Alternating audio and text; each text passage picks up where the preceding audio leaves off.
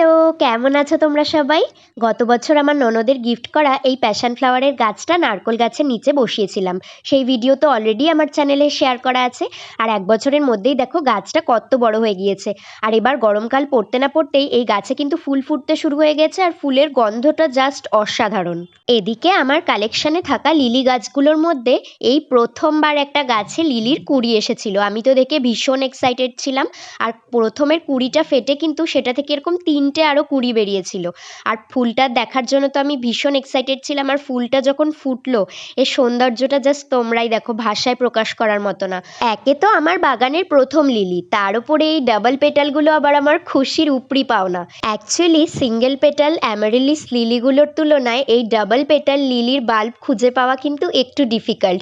তবে আমি নার্সারিতে কিন্তু এমনিই লিলি গাছ কিনেছিলাম, আগে থেকেই সারপ্রাইজ সম্বন্ধে কোনো ধারণা ছিল না।